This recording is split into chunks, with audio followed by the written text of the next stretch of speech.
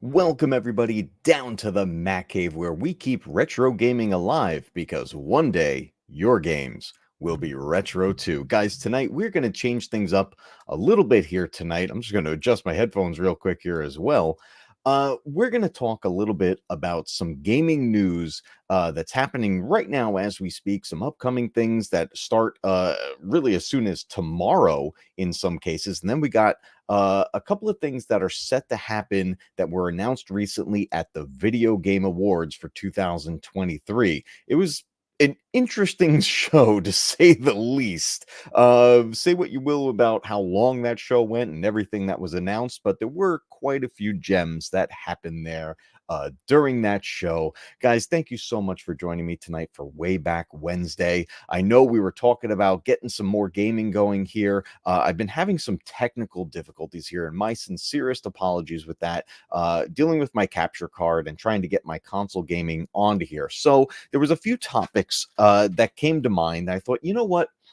We haven't had a fun discussion stream in a while, and I would like to bring some people on board tonight after we talk about a couple of topics, and I want to get your thoughts about what's going on here with the world of gaming. I'm going to be sending out the link in a little while to our members on our community tab on the channel. So this way, if you would like to pop in and join the conversation, that way we can get your thoughts on all the things we cover here tonight, because we got some fun stuff to talk about tonight. Guys, let me take a look and see who we got in chat so far. We got Leia Roses here. So good to see you.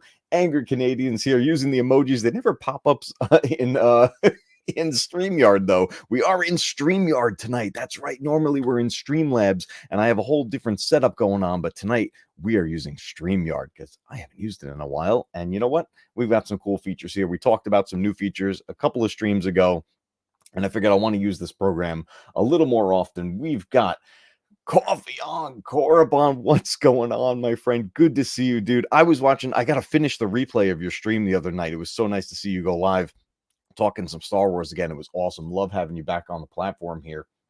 Guys, we are going to have some fun talking about this. And then, like I said, later on, I'm going to send out the link to send an invite out to our channel members if you'd like to join the discussion here tonight. So in the world of gaming news, and especially in the world of retro related gaming news, there's a few things we need to talk about. And one of the things actually deals with one of the most popular games on the planet, Fortnite. Now, I know that not everyone is a fan. Now, I get it. I totally get it. And I used to be one of them, in all honesty. That was a game where I was like, I don't think I'm really going to get into that. I don't think I'm going to start playing Fortnite. And then a couple of years ago, my son got me into it. I started playing, and I realized there were certain aspects of this game that I really liked. And it seems like Epic Games keeps drawing on that. They're drawing on nostalgia. They're drawing on retro. And they're continuing that journey with a release that's going to come out tomorrow at the time of recording this video. It is December 13th at 9:30 p.m. Eastern Standard Time, but tomorrow, the 14th, at I think 7 or 7:30 p.m., we're going to find out in an article shortly. We got our next nostalgia element entering the world of Fortnite. We're going to take a look at an article about that. And then we have some announcements that happened during the Video Game Awards, and we're going to talk about that as well. And then we'll have a whole pop-in session and talk about all of it. Guys, let's head over to an article here, and we're going to talk about what Fortnite is about to add to the game and why this retro gamer is really excited. Guys, they're finally doing it. They're finally doing it. It was rumored years ago. In fact, there were even I remember there being little hints and teases way back in chapter 1 of Fortnite that the Teenage Mutant Ninja Turtles were going to join the game. Well, it is finally happening. It is official. And the four turtles, along with April O'Neil, are joining the battle tomorrow, December 14th. At the time of making this video, it is tomorrow, and we are going to see the Ninja Turtles in the Battle Royale. They're also going to get their Lego versions, because that's another thing Fortnite did recently. They created new modes in the game with a partnership with Lego. Guys, let's take a look at this article here and see what's going on here when it comes to the world of Teenage Mutant Ninja Turtles and how they're going to join the world of Fortnite in the Battle Royale. So this is coming to us from Game Leap. They posted this article yesterday. It says Fortnite and TMNT release date revealed, skins and prices. So let's take a look at what we got going on here. It says another Fortnite collaboration is set to hit the store, and this time it's the Teenage Mutant Ninja Turtles. The release date has finally been revealed, so let's go through everything we know. And here we go. We got a great screenshot here. This is fantastic. We got Leonardo right here up front, and then we can see in the character selection screens, we've got April O'Neil here in this first slot. And then we got Donatello, we got Leonardo here, Michelangelo, and Raphael. Now, this was from whoever posted this screenshot. Epic does give early access to some of these things to certain Epic partners. So they're able to share things like this and be able to get access to it, not only to show what's coming, but they're actually able to play and use these characters in game. In fact, I saw there were some streamers today. In fact, there may be some live right now as we speak, still using the early access characters in the Battle Royale. So it says Epic Games has been on a roll this December with 3 new permanent game modes. That's key right there. And we're going to talk about that a little further, including the Fortnite Festival, which is very much like Rock Band or Guitar Hero, Rocket Racing, utilizing cars you would find in Rocket League, and then Lego Fortnite. And they are not stopping there. A few weeks ago, it was leaked that the next big Fortnite collaboration is going to be with the Teenage Mutant Ninja Turtles. This leak indicated that the new skins were supposed to drop on December 20th, but now we have confirmed the release date, and it's a lot earlier than we thought. In this article, we're going to go over the release date and skins for the upcoming Fortnite collaboration. Oh, I love this shot right here. This is really cool. I love this. And then look at this. You got their weapons. You got a skateboard. I think that's Michelangelo's nunchucks attached to the skateboard. Yeah, that's pretty awesome. You gotta love that. So Fortnite and Ninja Turtles collaboration is set to launch in stores at 7 p.m. Eastern Standard Time on December 14th. That is tomorrow at the time of this video. This was confirmed by usual suspects of Fortnite leaks, Sheena and Smush FNBR. I actually don't know who they are. This collab will feature all of your favorite Ninja Turtles, as well as some of their iconic weapons. These images and the release date were I guess that was determined. I guess there was a misspelling right there. After the 28.01 patch was applied, which added all of the new game modes to the game. So basically what happened was, what do you call it? You call them data miners, I guess you would say. People that get into the code of the game start to find hints and leaks of what's coming up, because I guess in preparation of having something like this in the game, there's going to be things in the code when the game is patched. So it gets really it gets interesting when people are able to find that information early, and that's in the world of gaming, that's where a lot of leaks come from data miners, and they're digging into the code and finding all these little pieces and putting it together and realizing what happened. Kylie, welcome to the stream. Good to see you. We're talking about the collaboration between Fortnite and Teenage Mutant Ninja Turtles, which is set to officially launch tomorrow, which is awesome. Now, the Angry Canadian mentioned the turtle skin does look good. Yeah, it's they look really cool. They got a kind of a mix of a style here. They're definitely much closer to the classic Ninja Turtles that we grew up with in the 80s and 90s, but with a spin here. Obviously, they have to make them 3D, and then it's pretty cool that they don't have like you don't see their eyeball, like they're all white in the eye section behind their mask, and that was very much how it was in the old comics. So we're getting a blend of the comic book style, the cartoon style from the 80s, and then we get this kind of an updated version bringing them into 3D. So this was pretty cool. I'm really excited to be able to start using the Ninja Turtles in Fortnite, and that's one of the biggest reasons why I actually play that game and have so much fun with it. It's because Epic knows what they're doing. They know how to pull on those nostalgia strings. And when it comes to a retro gamer like myself, normally I wouldn't really get into a game like that. But the fact that I could go in and play a game with some of my favorite characters of all time, that was the real lore. That's what drew me into the game, and that's why I've stuck with it now for a couple of years now at this point. They've had some amazing collaborations. My favorite one so far was this season dedicated to Marvel, and they put tons of Marvel characters in there, and there was a whole storyline going on. They then also had a collaboration with DC and had a storyline happening with them. In fact, the DC one went into the comics as well. There was a Fortnite story going on in the DC comics, which was pretty amazing. Batman was a major lead in that storyline. But then there's all kinds of other characters you can play with. I can play as classic Lara Croft from Tomb Raider. I can play as Optimus Prime and Bumblebee and Megatron. It just the list goes on and on with characters that you can play as in this game. And now, the reality is, for the most part, it's just an added character skin to the game. So it doesn't really give you any boost in your stats or how you play the game. It's really about just playing as that character and having fun with it. Sometimes the characters do have a little additions to them where they can have their own emote, they have their own glider, they have some sort of an item that adds to it. But overall, it's really about bringing in that nostalgia factor, and I love it so much, and I have so much fun with that.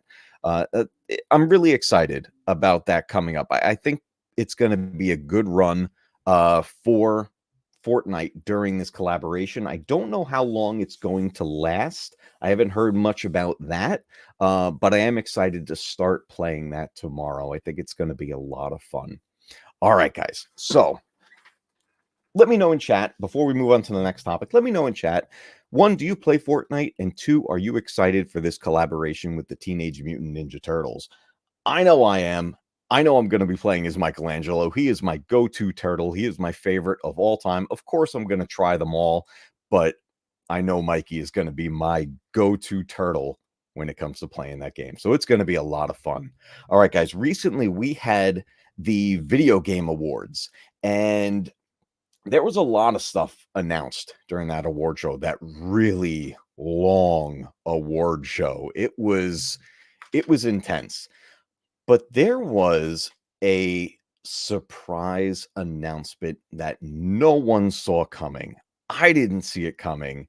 And as exciting as some of the announcements were, this particular one topped it for me. This was the major highlight of the entire award show. Now, I have this is an incredibly short article that was posted here by Game Informer. There's really no additional information. It's just a link to the reveal of what it was. And actually, we could watch that reveal together here tonight. But let me bring this up here. And we're talking about the surprise announcement from Sega. That's right. Sega, the company that was the major half of the console wars back in the 80s and 90s. And all of a sudden, a commercial comes on, a trailer starts playing for Sega games. It turns out that Sega has been working on and is currently working on, ready to release remakes of some of their most iconic titles. They announced 5 of them during the Game Awards, but it said 5 and more. So they already have more coming our way. Before we read through this, I just want to say a quick hello. We got Steve in the chat. What's going on? Good to see you. The Saber Smith is here. Cheers, my friend. Good to see you, my friend.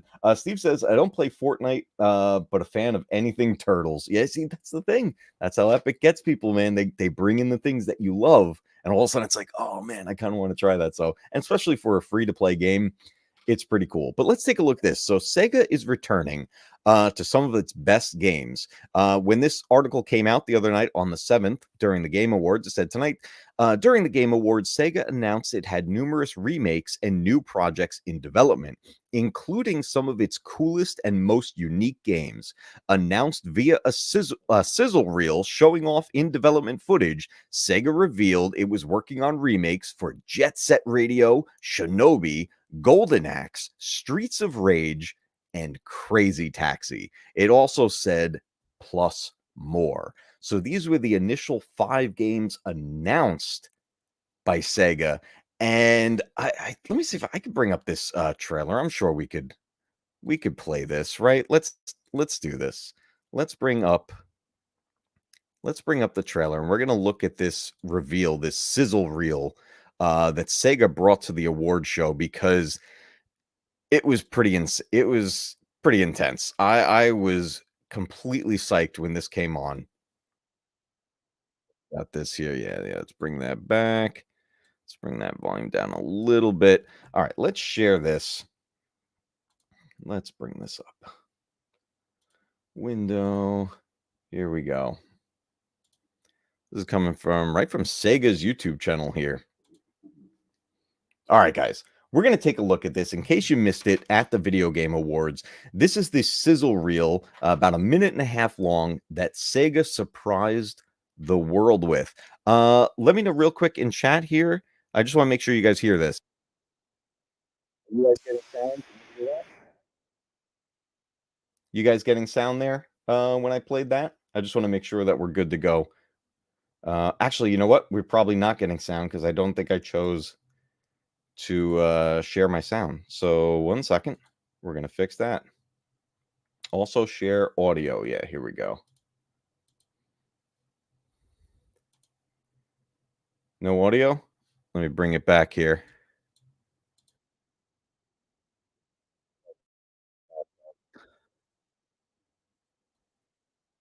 Are we getting sound?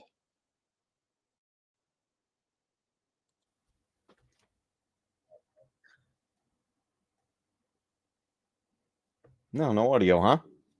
What's up with that? No audio still. It says it's sharing the audio. You know what? Let's do this. Let's share that a little bit differently. Also share tab audio. Oh, okay. Let's do that. Oh, I got it. I got it. Let me rewind this and bring that down a little bit so I don't blow out your ears. We should have sound now. Yo. I'm going to test that. Down a little bit so I don't blow out your ears. We should have. Oh, yeah. Oh, yeah. Okay, guys, here we go. Let's play this trailer. Let's take a look at this. This was it's called the Power Surge Sega reveal trailer from the Gaming Awards 2023. Let's bring it back to the beginning. Let's play this thing. Let's check it out, guys. Yo.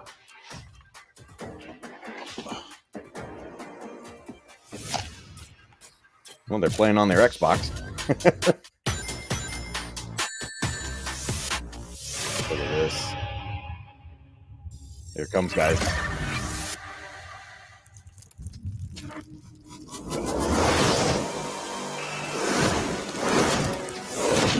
Oh, love these little Easter eggs from all these games. Did you save the game? Really? Of course I did. Yeah, you always got to save. Here we go. Shinobi. That's an iconic view. Oh, Jet Set Radio. Boom, Streets of Rage. Shinobi. Oh, that looks so good. Oh my god, Golden Axe. And Crazy Taxi.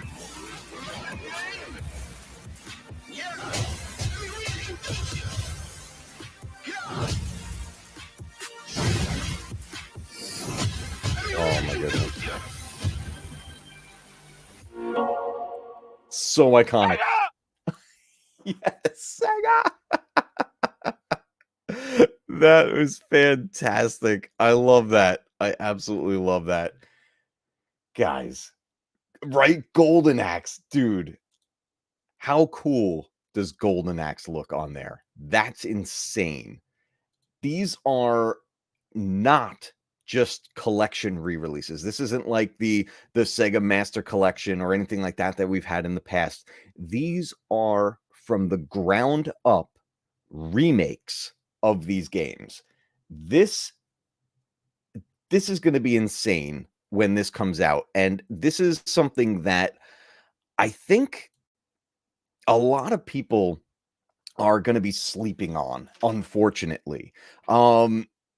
People see collections come out of games, and we're going to be talking about, I'm sure you guys saw the title, we're going to be talking about retro re-release do's and don'ts, right? Because there's a few things that are coming out, and there's a few things that have come out that have had audiences and gamers kind of mixed on their feelings about how these are handled.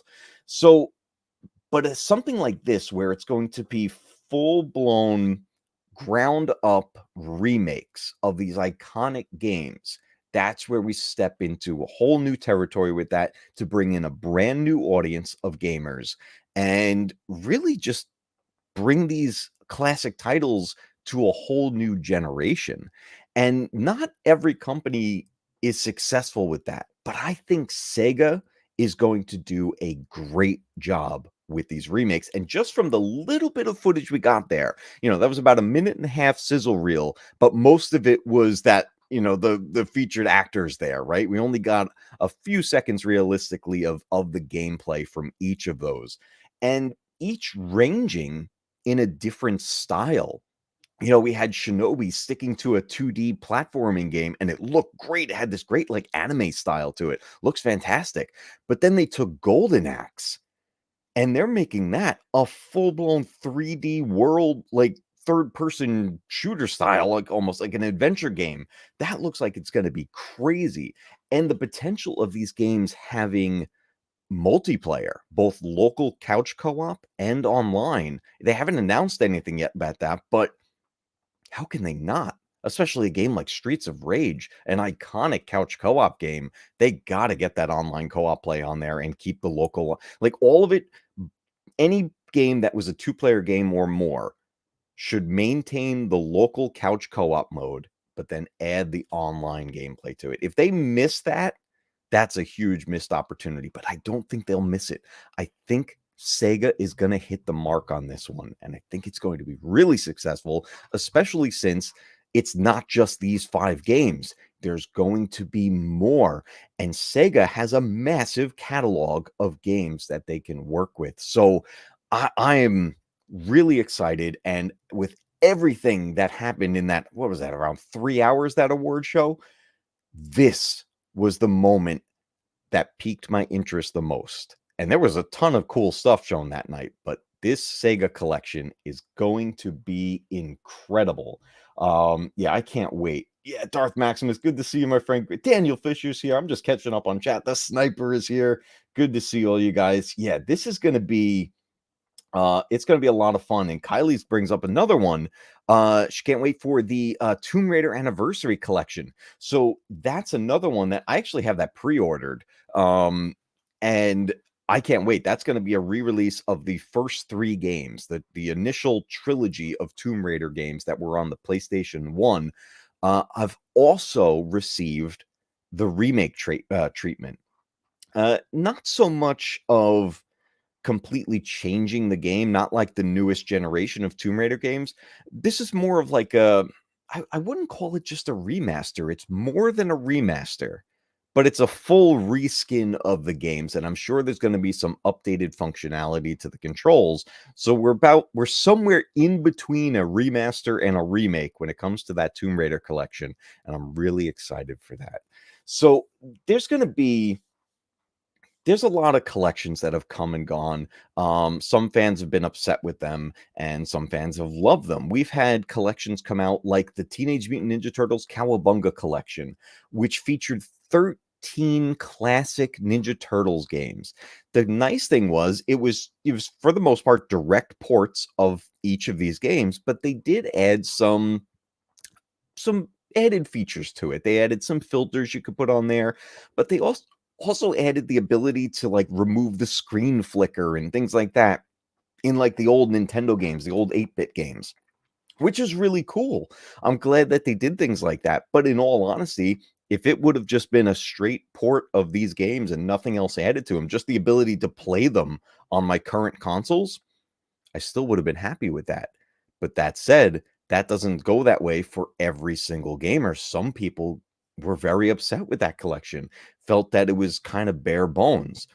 In that same vein, we just had the Jurassic Park Classic 8-bit and 16-bit collection come out. It came out on the Nintendo Switch, the PlayStation, the PC, the Xbox. I think it came out on everything. Featuring the Nintendo games, the portable games, the Sega games, and the Super Nintendo games from Jurassic Park.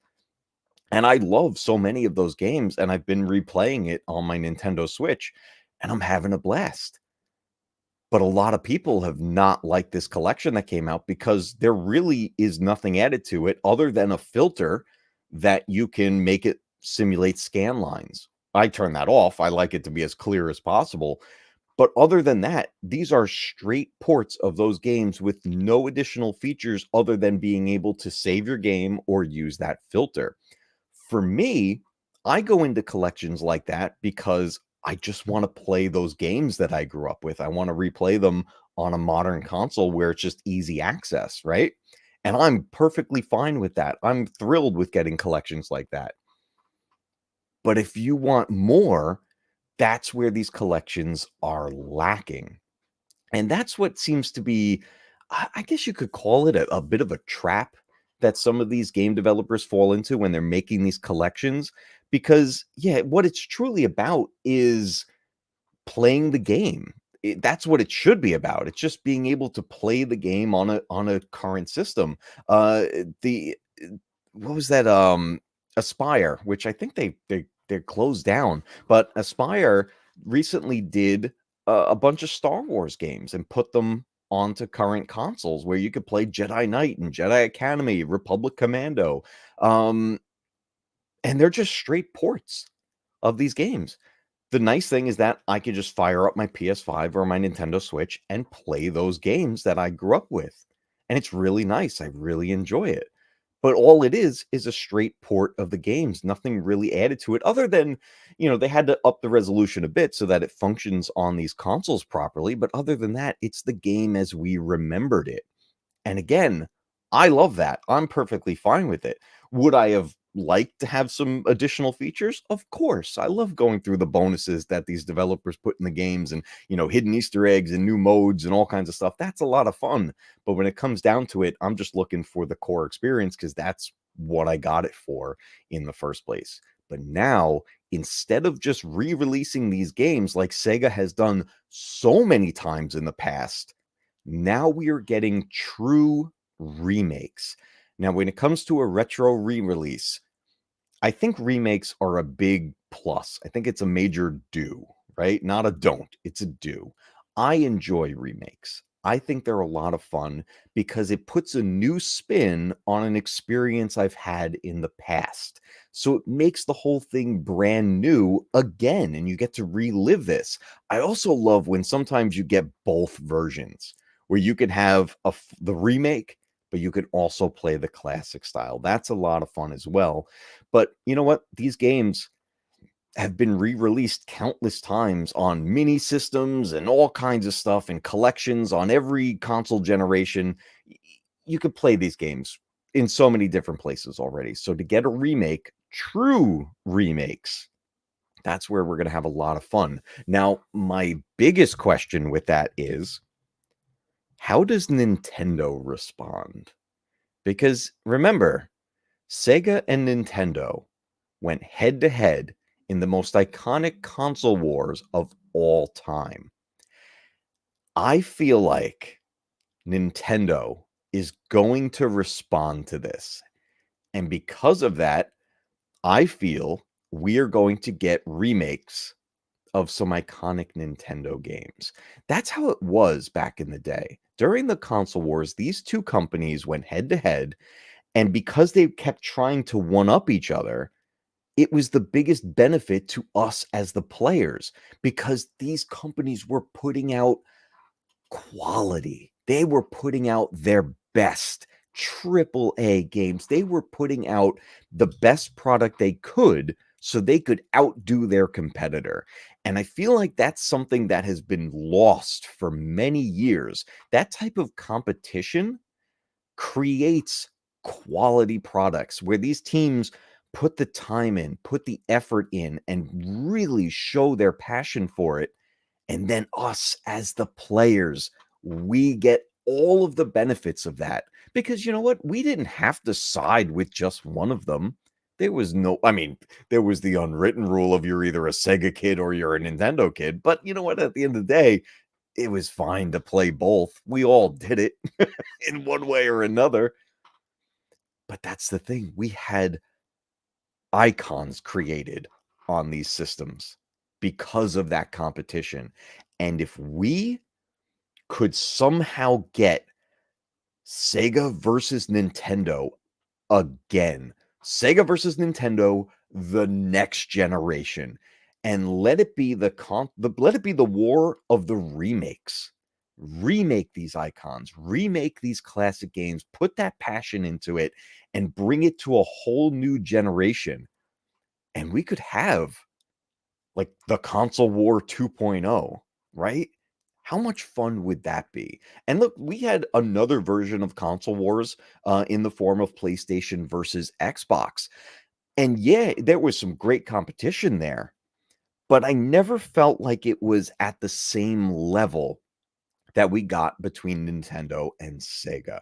So I hope, my biggest hope is that this announcement, this sudden announcement that no one knew about, I think Sega just lit a fire under Nintendo, and I think they're going to respond. If they don't, I honestly will be very surprised. I think it would be a huge missed opportunity by Nintendo if they don't do something with this. But Sega seems to be hitting the ground running, and they're coming out with 5 games. These are remakes, so think about it. This isn't just some little port of an old game.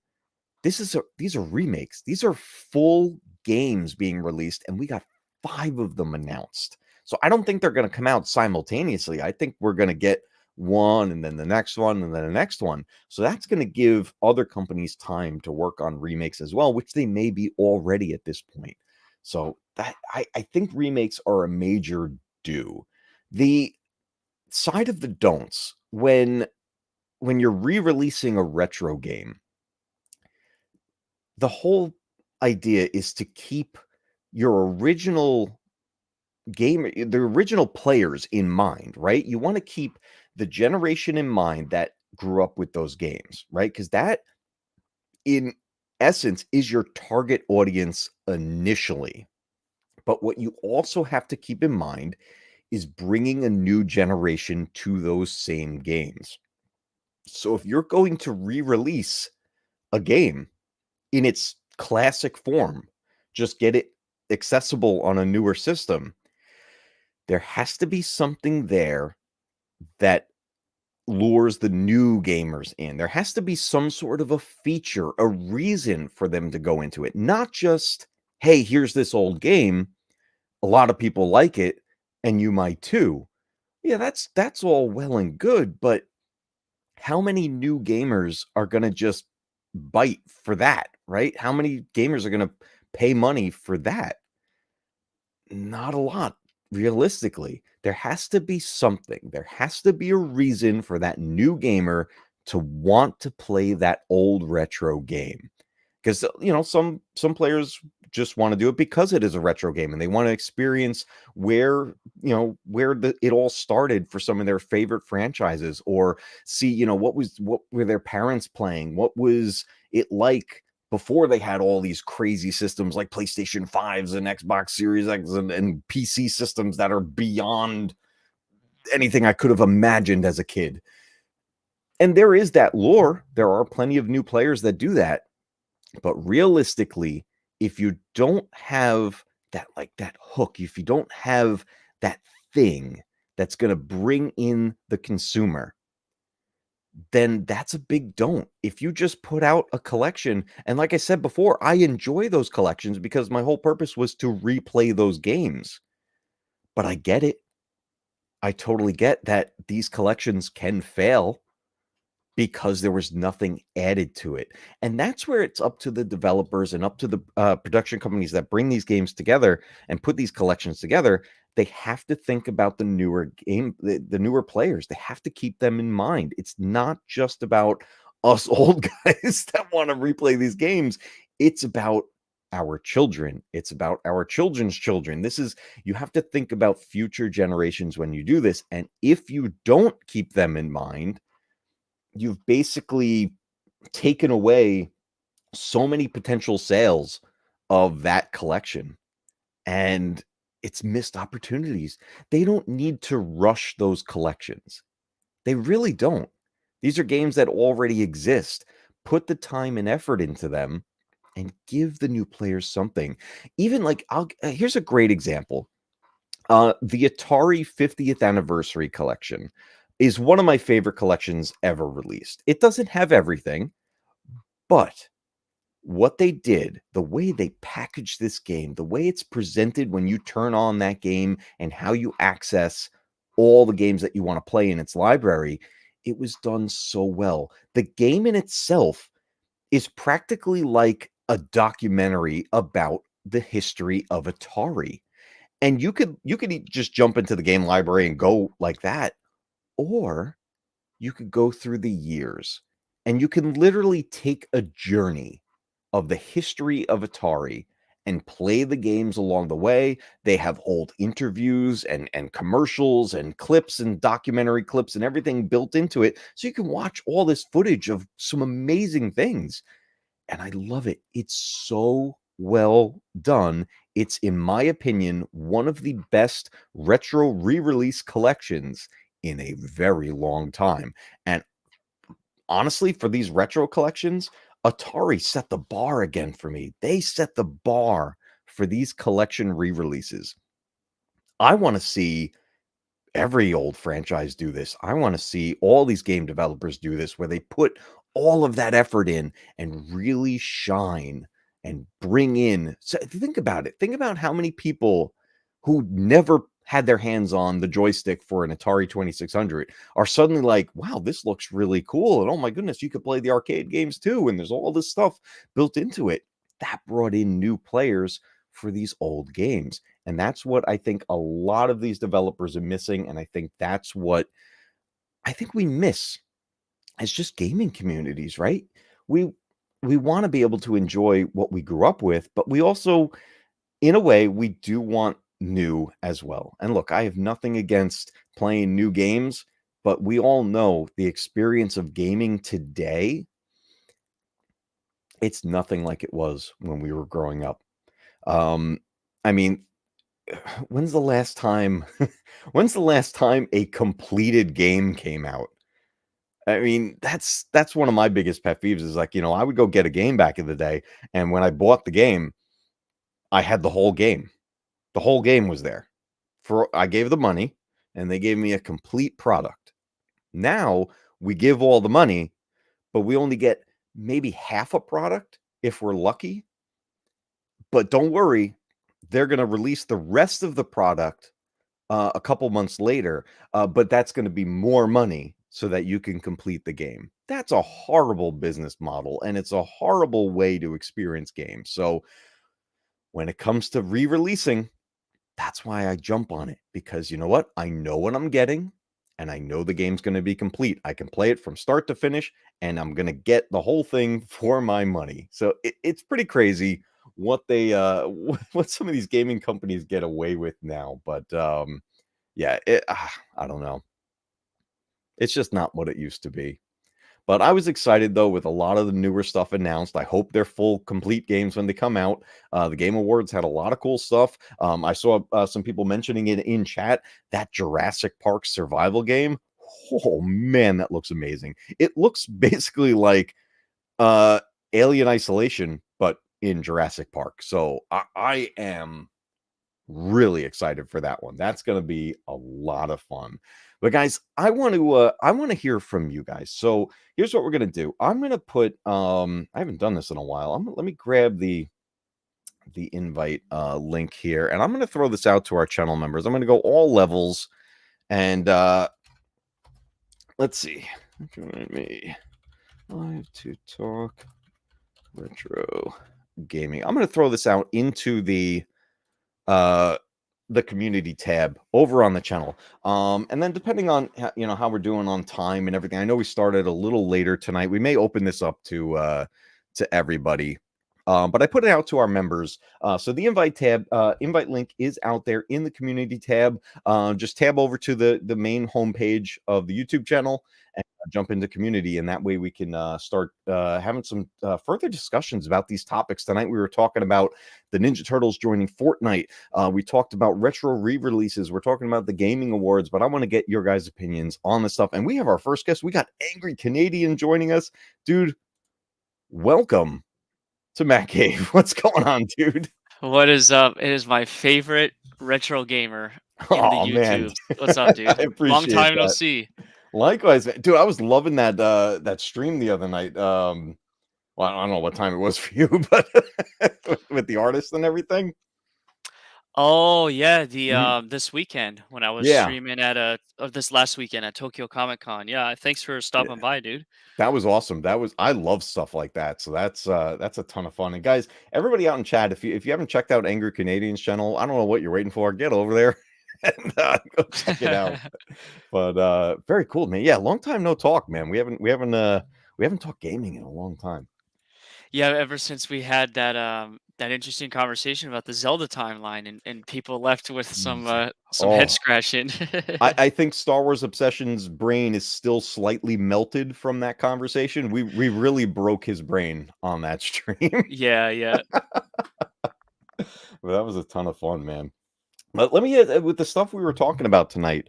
That's why I wanted to get like the thoughts of everybody on some of this, and we can even go beyond that. But are you playing any Fortnite? Are you looking forward to the Ninja Turtles release at all? I'll be honest, I don't care for battle royales. I tried Okay. Fortnite back in the day. I think it was like one of the first couple seasons, and I just really couldn't get into it. It is crazy to see like how it's grown so much over the last several years, Yeah. and like they just like you mentioned that they're tugging on everyone's like retro heartstrings, right? And they're like bringing in all this interesting skins and events, and like I mean they just added Legos, like a whole season that's like Legos, right? Which is insane. Yeah. It's I started playing that and I was like, "Oh, let me just try it out because I want to I just, it's Lego, so I love Lego stuff and I'm like, "All right, let me see what it is." I'm like, I didn't know what to expect. I was like, "Is it just we're Lego characters in a battle royale?" It's not that at all. It's like a open world. I would compare it to like Minecraft meets uh all kinds of like sim games and farming games and all this stuff. I'm like, I created a village in this thing and now I'm like harvesting materials so I can build it up and I'm searching caves for stuff and I'm like, this is insane and I don't know why I'm addicted to it, but I am. And I was playing a bunch of it last night with Scotty Hawk. offline. We were just hanging out in Discord, and he was playing his side, I'm on my side, and we're just harvesting stuff in this Lego world. I didn't expect this. I didn't see that coming. A very interesting new mode, and from what everything's saying, it's a permanent mode that's in the game. So it opens it up for new players to come in that don't want to do battle royale. Maybe, maybe you like that style of, doing the survival in an open world sort of thing. But Well, yeah, it was that might interesting. have me interested then. It's worth checking out. It's the complete opposite of Fortnite Battle Royale. Like it's very, very different. What's interesting about that is like the way you're describing it to me reminds me of another game. It's called Lego Worlds, and essentially Yes. that game was like the open world Minecraft version of Lego. Yep. I played it for a little bit, a while, like many years ago, and I haven't touched it, so I don't know. It's probably a lot better now, but I am curious Mhm. to see the comparison between this Fortnite version and then the official Lego Worlds version. I'll have to look up some videos on YouTube for that. Yeah, I would say actually it's got a lot of similarities to Lego Worlds because it was that idea where you're just kind of creating and doing your own thing with it.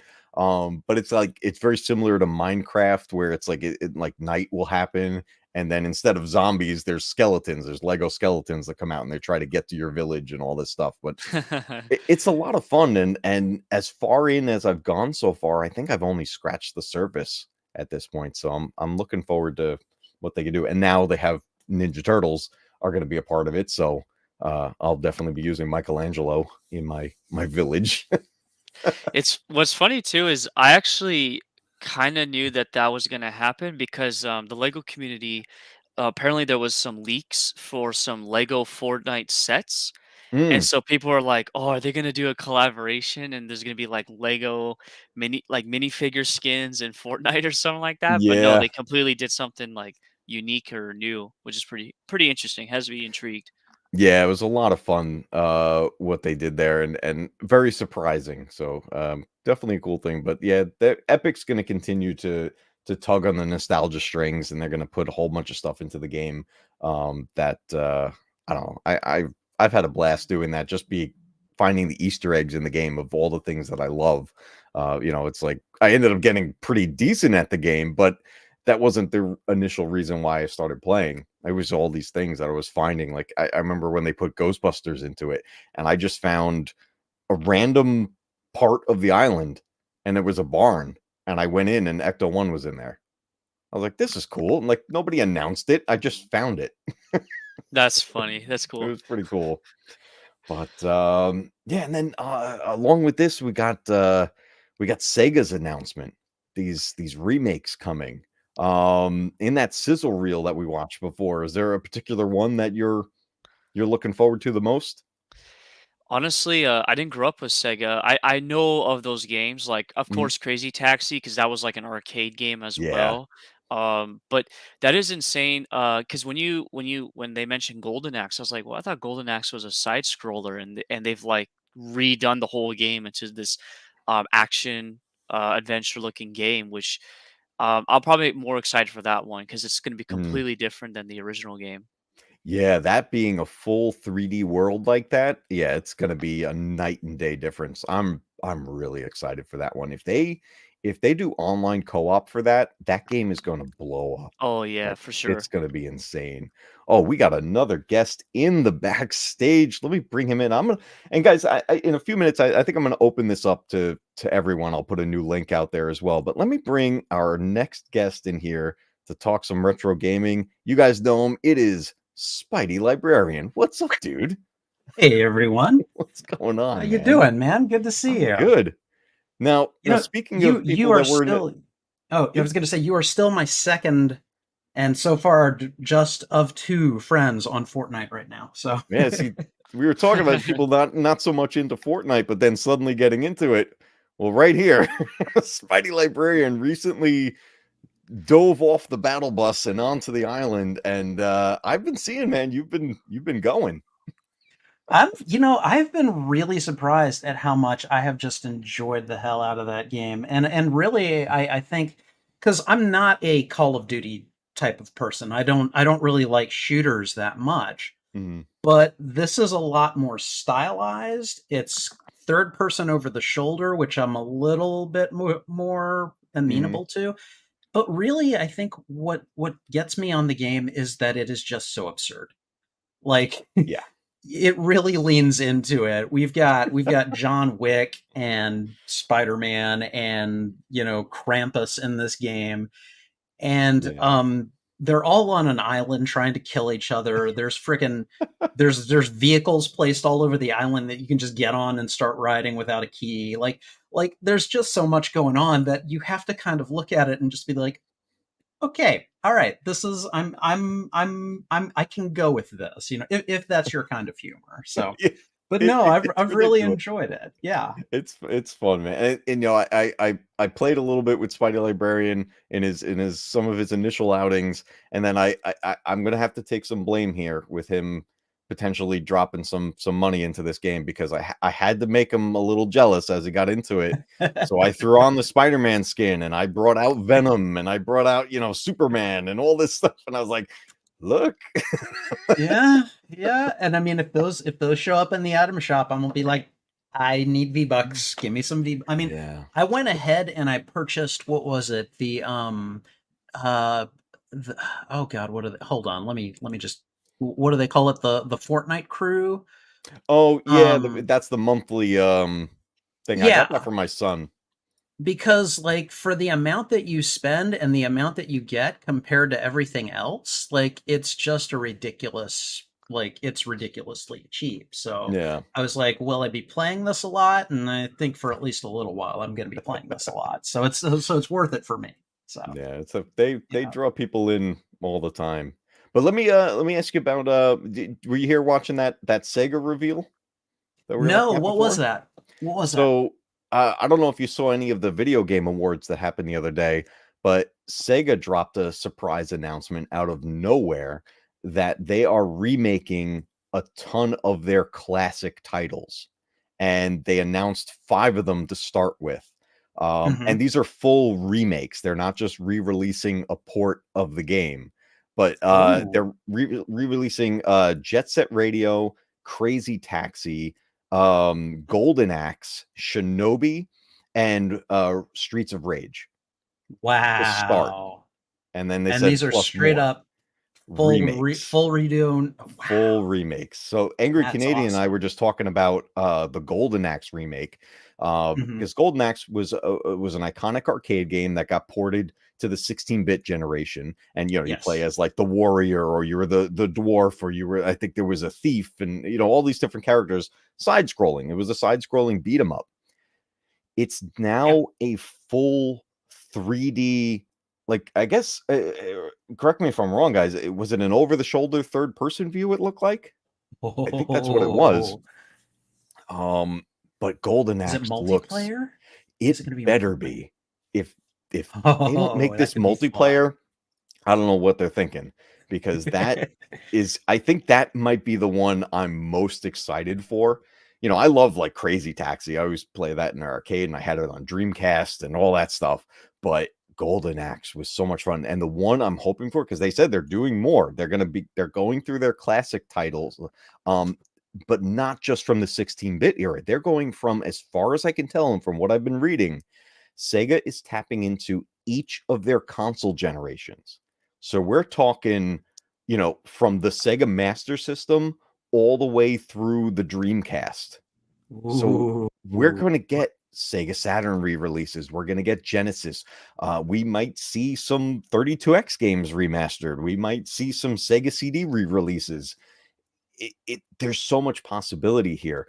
The one I hope they announce next, if they do this, I don't pre-order much, but if they do this, I'm going to pre-order it no matter what. Altered Beast. If they do an Altered Beast remake, I'll just take my money. I'll just be like, yes. Do you think there's the possibility of them remaking any of the Spider-Man games that they've made before? That one might be a bit more tricky. Depending on which developers they work with on, I think right now they're sticking with first-party titles for the most Okay. part. Okay. But they could potentially branch out depending on the relationship they still have with certain there's always going to be different rights involved and all this stuff, Right. which is Yeah. why, like, a lot of people complain about the Nintendo service on the online service on the Nintendo Switch with Mhm. their retro releases, and I love them, but it's all first party for the most part. There's a couple of Right. third party games that came out, but it all depends on what they still have access to and what they can resell, because once you're putting it back on the market and money's involved, people got to be paid their Right. royalties and everything, so it's Right. Yeah. it gets crazy. But then they got the Shinobi remake coming out, and that's sticking with being a 2D platformer, and it looked gorgeous. It's got like a really cool anime style to it. A lot of fun. Oh, Yeah, lots and lots of fun there. Let me nice. grab, guys, I'm gonna open this up, guys. We set the initial invite out to all channel members. I'm gonna open it up to everybody, guys. I'm gonna throw the new link out there. It is in the community tab right now. If you guys want to hop in, I've got room for plenty of people to pop in here because I upgraded my StreamYard recently. So No, are you on the pro plan I now? did the pro so that I could have Nice. like the 1080 and get more panels and all the the other little features and stuff on here. But guys, it's out there in the community tab if you'd like to join the conversation. We're talking retro re-releases, do's and don'ts. We're talking about the gaming awards. We're talking about Epic Games and Fortnite tugging on our nostalgia strings and stealing money from our wallets. And it's a lot going on with this stuff, but man, I always look forward to like things like the Game Awards because I always know there's going to be announcements. But the thing I always look forward to are the surprise announcements. There's always something that they just kind of held in their back pocket and didn't like announce early. And this Sega one was huge. But I was talking about before we brought you guys in, and I'd love to get both of your thoughts on this. Do you think Nintendo will have a response to this surprise reveal? Do you think Nintendo would ever tap into the remake market? I mean, it's definitely a shot across the bow in a lot of ways. Like, Mm. if because I mean, Sega, I think I got here just in time for you to talk about how Sega and Nintendo were going at it at the height of the console wars. Yeah. And eventually Sega lost. Sega is no longer making hardware anymore. So they're just making software. So this is a definite like shot across the bow. Like, well, hey, we're still making hardware. We're gonna remake all our new classics. What do you think you can do? I mean, like, and it's a nice little way for them to be like, yeah, we're still our own thing, So I'd be surprised if Nintendo didn't respond in some way to this. I think I would be. Yeah, that's what I was kind of thinking. I would be surprised as well if they wouldn't do anything on that. Angry Canadian, what do you think? You think Nintendo's got something in their back pocket? The way I see it, Nintendo always has something in their back pocket. I mean, who saw Super Mario RPG remake come out of nowhere? And also, who saw the Thousand Year Door remake that's coming out next year? So I think they are probably working. Have been working on some stuff. They're just not ready to release it. I mean, they came out with the Metroid Prime remake. That was a Yep. really good remake. So I think I'm not gonna stoke the fires of the console wars, but like Nintendo has already been in the lead for a while, and Sega's just trying to catch up. So take it or leave it. It's true. Nintendo left Sega behind, and and I've said this before. I feel like the move Sega made, taking the L with the consoles, but then getting into the market of making software for literally everybody, because you get Sega games on everything now. That's a pretty smart move, in all honesty. I mean, because of that, we ended up seeing team ups that we never thought we would with like Sonic and Mario and things like that. And then, we got other companies like Sony. Will PlayStation have a response to this? Will they finally, because their fans, Sony fans, I'm one included, have been screaming for them to re-release their classic games. They got that PS Plus service, and it's not, in my opinion, it's not being utilized really well. Like there's so much room for getting more titles in there, and I don't know what's holding them back. I have more access to PS1 classics on my PlayStation 3 than I do on my PS5 right now. And I'm paying for this subscription to be able to get these classic games.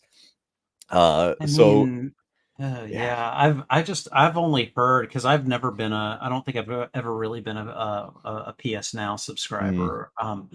But I mean, or is that PlayStation Plus we're talking yeah, about, PlayStation Plus now. where they They pulled a merged bunch it, of they adapted content? into there. Oh, we got another guest in the background. Let me bring her. We got Kylie is joining the stream. Let's get Kylie's thoughts on this world of retro re-release do's and don'ts. Kylie, welcome to the stream. Can you hear us? Oh, we don't hear her. Hello. There you are. Hello there. Hello. I can hear you. Awesome. Cool. Kylie, what are your thoughts on these topics tonight? What are you thinking about Sega's reveal and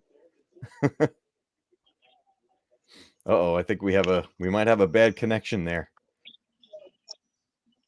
And maybe a little bit of a delay. I don't know, maybe we'll try it again. Not a big Sega fan. Okay. Did you lean more towards the Nintendo side, or were you more like PlayStation, Xbox?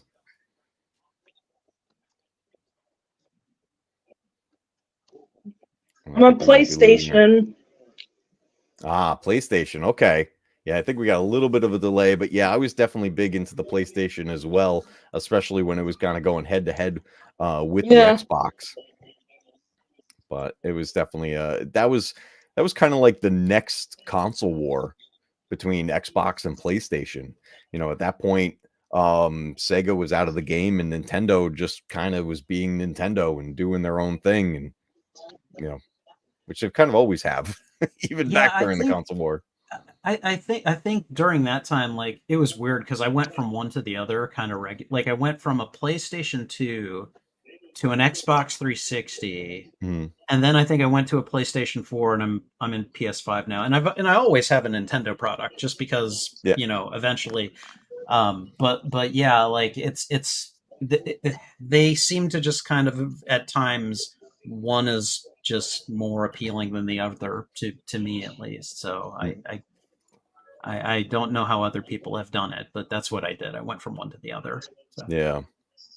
No, it's fun being able to jump from platform to platform, and these consoles have their own exclusives and things that really like shine on each one of them. So there's always benefits to no matter what you're playing, but it also comes down to kind of the style you're looking for as well. Mm-hmm. I would agree. Yeah. Did you see the announcement? I haven't watched the trailer yet, but did you see the announcement for Blade? It's going to be it's going to be like an Xbox and a PC exclusive, at least for a little while or something like that. Okay. Yeah. Look, they played like a quick like cinematic teaser for it, which was pretty cool. And when it first started, I was like, I don't know what this is, and then all of a sudden you kind of get a glimpse of his teeth. I was like, is this a Blade game? And then it kicked right in. I was like, oh man. It looked intense. I'm sure it's going to be really good, and I'll be interested to play it eventually. But yeah, it's going to be a lot of fun. I know that a lot of people were basically saying, hey, this is how Xbox people felt about Spider-Man, and I'm like, okay, well, good for you, I guess. Oh, I mean, I'll go play it on PC if I have to. Although I hear, like, I think when Arkham Knight? I think when it first released to PC, that was apparently a disaster. Like, oh wow! Apparently, its launch did not go well, like on PC. So, so buyer beware. Yeah. Oh, Alan's saying a remake of the first 3 Legend of Zelda and Super Mario games. That would be interesting to see a remake of the original Zeldas and even the original Super Mario Brothers. That could be fun. that would cause people's ears to perk up. Like, what? Yeah, know. it would grab a lot of attention, but also at the same time, if it's not handled exactly right, it could cause some trouble in the gaming community. Well, speaking of vampires, when you're asking like, or you're talking about what would be a good remaster, I was thinking of Symphony of the Night because it's Mm, currently stranded on PlayStation 4. I think there's no other Yeah. real version to play it. It's just the PS4 version. And mhm. so I was just checking on PlayStation's website, and it's actually on sale right now. It's only $3.99. So I'm Ooh. definitely gonna buy it because I've been wanting to Oh play this game yeah. for many years. Yeah, Oh the yeah. the If you port haven't they did played was it, good. grab it. Yeah. Yeah, it's you know what's nice is and I did a couple videos on this. The port of Symphony of Night on there with the higher frame rate makes the tricks, the little hacks easier to do, the stuff with timing. So like skipping in the beginning, skipping the sequence where death takes all of your items away. Mm, There's a trick to back out of the screen before he appears. And with the higher frame rate, it works so much easier than it did in the past. that's awesome. Yeah, so it's I pretty love cool. that. I love that. You could just fly through the beginning of the game with like all of Alucard's stuff and just be amped up. It's pretty Wow. fun. That is something I had no clue about. Yeah. There's I feel like we're coming up on this like run where we're going to be getting a lot of remasters and remakes, for better or for worse. You know, there's plenty that come out that are just cash grabs, and then there's some that really were, you know, the heart was put into it, and you can tell that they really like people who love the game originally worked on this remake, and that's what I think we're going to get with these Sega ones. But then we got stuff like I don't even understand why they're doing this. Last of Us 2 remake.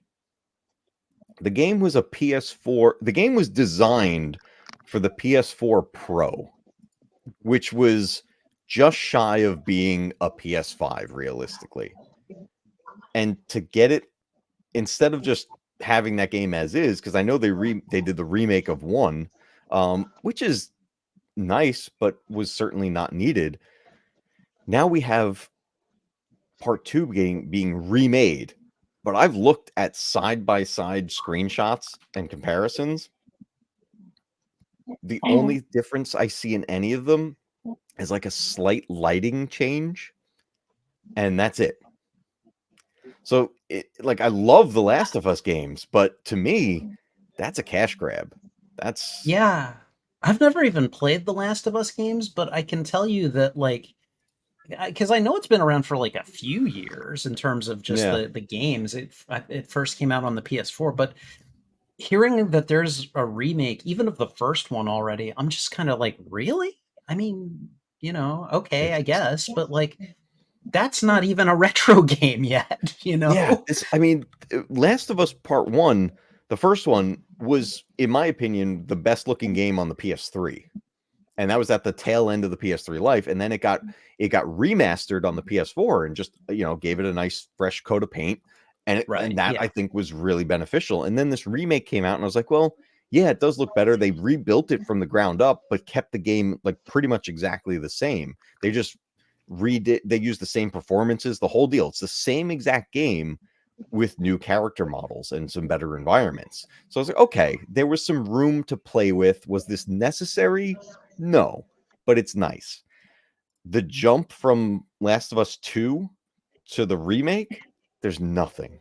And I've been looking. I'm zooming in on these screenshots, and I'm like, show me something that happened here. And there's nothing. But then you have like remakes like Dead Space. And that was also a PS3 game and on PC in that generation. And it's a great remake because it got reworked. There's some story elements added to it. They put it's basically a new take on that original game. Right, And that's yeah. awesome. So I feel like some companies get it. They're like, okay, we understand what a remake should be, and we're really putting something into it. And then there's others that they're just a cash grab. It's like the remake was practically pointless, and it just didn't make any sense for it to even happen. But it's just crazy. Oh, I think we just lost Kylie. I think she froze and lost connection there. Well, Kylie, if you're still hearing us and you want to try to get back into the backstage, go for it. Guys, and the link is out there if you want to join the conversation. We're going to go just a little bit longer here tonight. And but I always love, you guys know I always love talking all things retro gaming and anything happening in the news, with that. But this past gaming awards really sparked some curiosity for me with the things that are coming. That Blade game looks fantastic. The survival horror Jurassic Park game, I am thrilled and can't wait for that. It's just, this looks great. But then we got games like coming out from developers that that almost fail instantly now. There was just a game that just released last week. It was called The Day Before. And Oh yeah. you I heard think I about heard that about too? that. I think I did hear about that. I remember seeing stuff, and this was like one of those games that was revealed like maybe 2 or 3 years ago. And I remember thinking, oh, cool, that, an open world survival zombie sort of thing, extraction shooter sort of deal. I'm like, oh, cool, I'll check that when it comes out. And then it never came out. And then it finally did. And apparently the game was only out for like a few days. And then it shut down. And the developer sent out a letter, like basically saying, like, we're so sorry. We ran out of money and this whole thing got shut down and we're no longer a company. And Wait, so is this a service game, like a game as service? it's like it has online servers because you're going in, there's real people and all this stuff. Oh, But it was okay. one of those games also where you got the reveal and it looks like insane, like crazy graphics, and it's supposed to be the gameplay. And then the game comes out and it's like, this looks nothing like what you showed us. Like, Ooh, it's one of those. It was So a that's Kong Skull Island. Kong Skull. Oh yes. Oh my God, that was. Oh God, that game is just awful. But that's another one. That's another don't in re-releases and stuff. Like, don't, or any release, to be realistic, is just don't go and show something way over the top and then give something under the bar. Like, it doesn't make sense to do that because it's not gonna. People aren't going to overlook that. Another great example of that was Aliens Colonial Marines. I was psyched for that game. And I got the Game Informer magazine. It had all the screenshots and all the stuff from it. And it's like, look at it. It just looks amazing. And then the game came out and I was like, this looks nothing like what was in there. And this said it was gameplay. Like, I'm like, oh my God. I think I remember that too. That looked really good back Mhm. initially. I remember that. Yeah. And it's one of those games that it's not, to play it, it's not as bad as people have made it out to be, but it's also not great. Like, it's it's rough.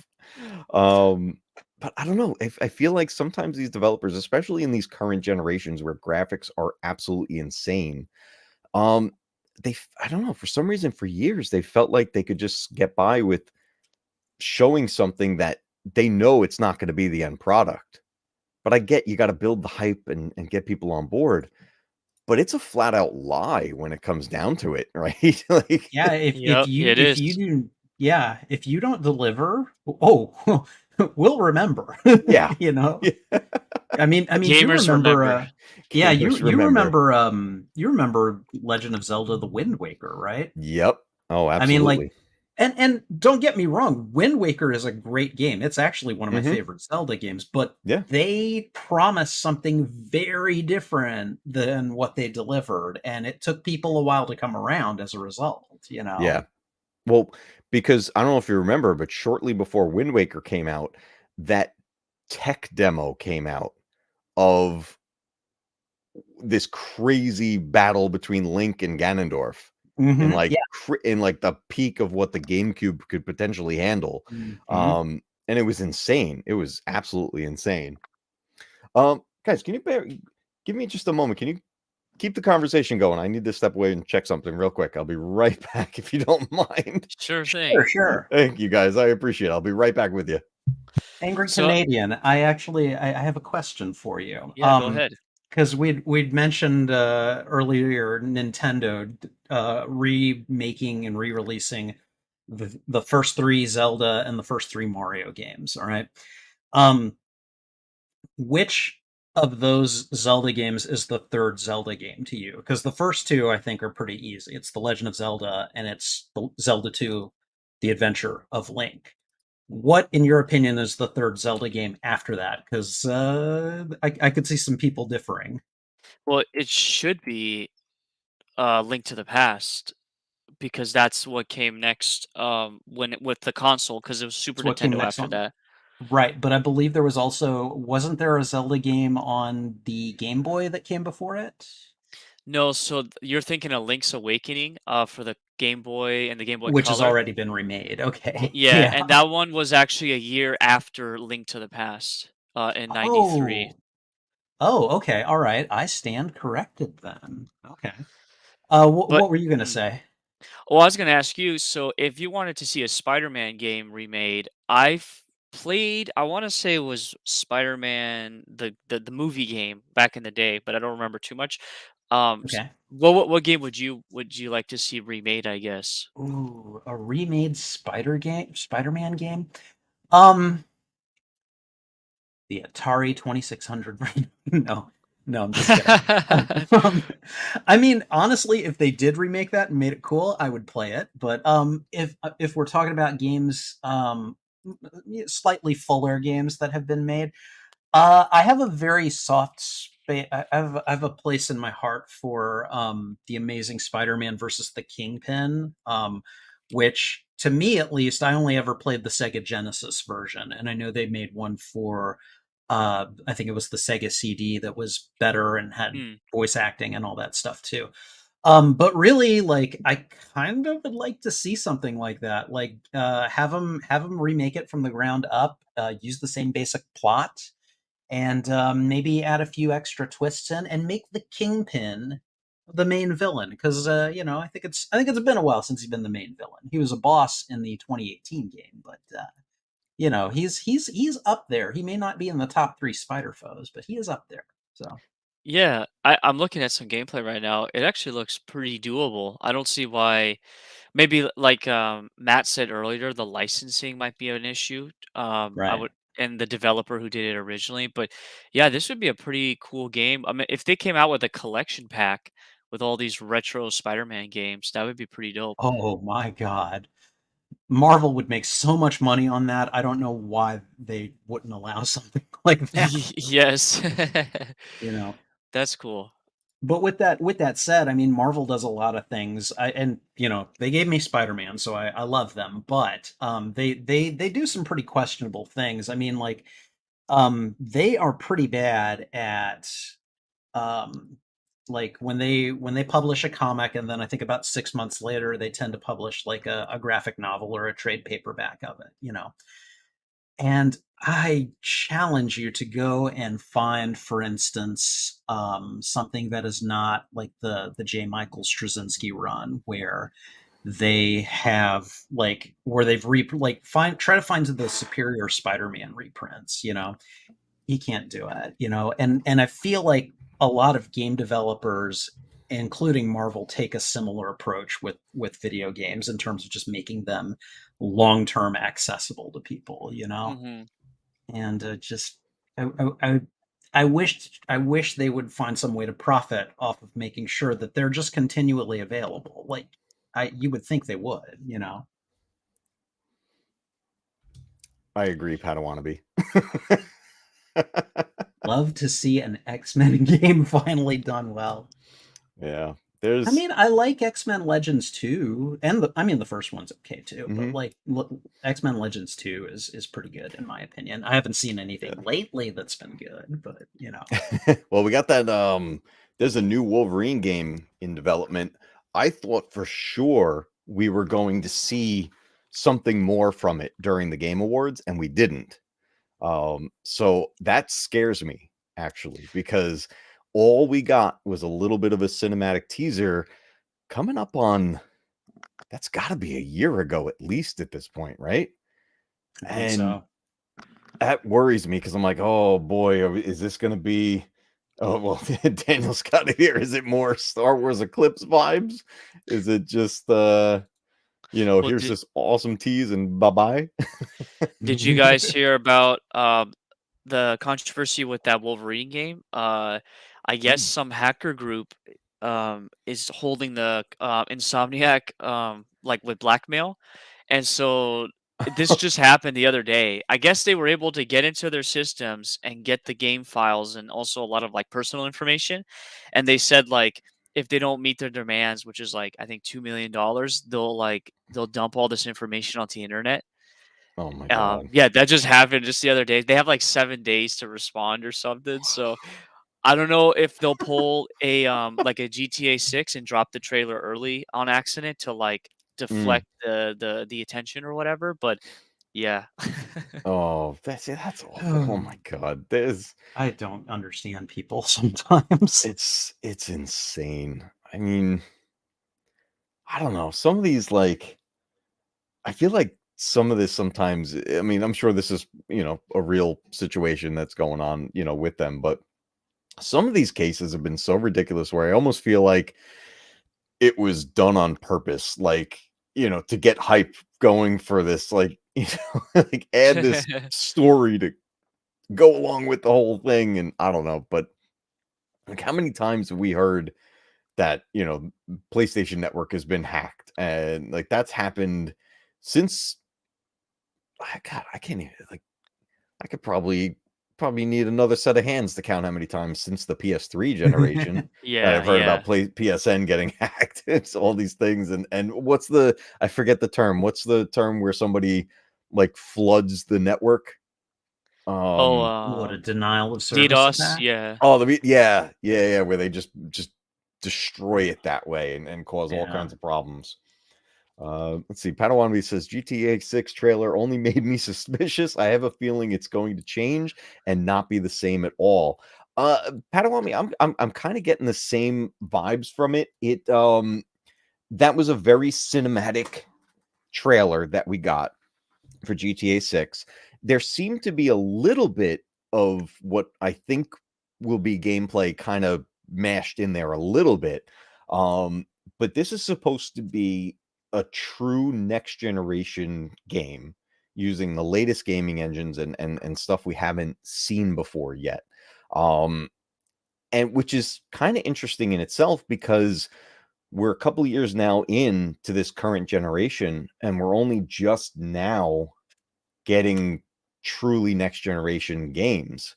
I think, the world kind of falling apart with the pandemic put a big damper and a hold on tons of stuff, just everything in the world. But the gaming industry, especially, got kind of pushed back. Think about when the latest Xbox and the PS5 were released. Stores couldn't get them on shelves. Like there was shipping issues. There was all kinds of problems that held these things back. So now it took a long time just for people to be able to order these things. And now, depending on the time of year, it could still be a little difficult to get your hands on these things. So I don't know. I feel like this current generation of gaming, I don't know, it just has this forever sore spot attached to it that it's just we're not quite there. Like I don't know what maybe we just need to jump to the PS6 at this point. Just be like, that was a bust. Just move on.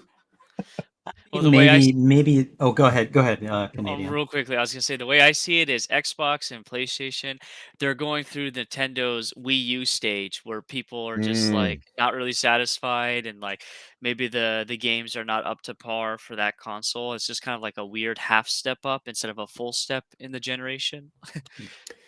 Yeah, it's because think about it. The PS4 versus the PS5. I mean, most of the games we're getting on the PS5 are PS4 games, realistically. And then you get the occasional true next generation one on there. But the jump, it's not that extreme. Like, yeah, we've got things now. They've added ray tracing ability in these games, and they've got new shaders and all kinds of stuff, which makes these games look absolutely gorgeous. But then at the same time, you have to go into the settings of these games, and depending on what kind of an experience you want, Like if you truly want a higher frame rate, you got to knock that resolution down. Like you got to put it into a performance mode, which actually is what I do. I don't know what you guys prefer with the newer games, but when it gives you the choice between quality or performance, I go with performance because to me, the resolution difference, it's it's not that extreme anymore. You know, we're not going from standard definition to high definition. We're in 4K territory at this point with these games. And I'm like, if we bump it down to 2K, yeah, it's gonna still look great. Give me those frame rates. Give me the give me the smoother gameplay. Jedi Fallen Order and Jedi Survivor were great examples of that. And even the last two God of War games, if you put them on quality mode, I'll tell you, when you play as Kratos in God of War and you're on quality mode and you swing that axe, it's a chore. But throw it onto performance and now you smooth. Hack and slash, go nuts, have fun. Huh. Yeah, it's very strange, this current generation of gaming, but when we get these older games re-released in collections, I love seeing the upped quality and frame rate. I like the quality of life features that come with them. But now that we're getting remakes of a ton of stuff, I don't know. I think the future of retro gaming is about to reach a new height. I think we're going to see a reemergence of classic games from the 80s and 90s getting a whole new life brought to them. And that's why I think we could, in a sense, get a new version of the console wars and get real quality behind these games coming out. But again, I like collections that just come out where it's like, here's the games, you know? So I'm pretty sure this will not happen, but I just want you to imagine for a second a remake of Maximum Carnage. Oh my God. Okay. So Yeah. Maximum Carnage, that's one of those games that hold on one second, let me just reset my headset. I consider that a very much in the beat 'em up style, Oh, yeah. which I love. Like Mhm. that's why I'm psyched for the Streets of Rage remake to come out. I think it's going to be a ton of fun. But Maximum Carnage is one of my favorite games to go back to. It's also one of the toughest games I ever played because you can get your butt kicked in that first level for hours. Like it's just insane. But I think if we start to get remakes of like Spider-Man games, for example, like Spider-Man versus Kingpin, Maximum Carnage, what was the one on 32X, something web, it was, I forget the Web of name of it. Fire, I think. Web of Fire, yeah. Like if Yeah. we get remakes of games like that where you take the flaws that were in them and improve on that and give new control schemes to it and update it for, modern audiences or whatever the term is, I think that could go a long way. And studios like Marvel could certainly back that. Sony with the Spider-Man license, they could totally back that.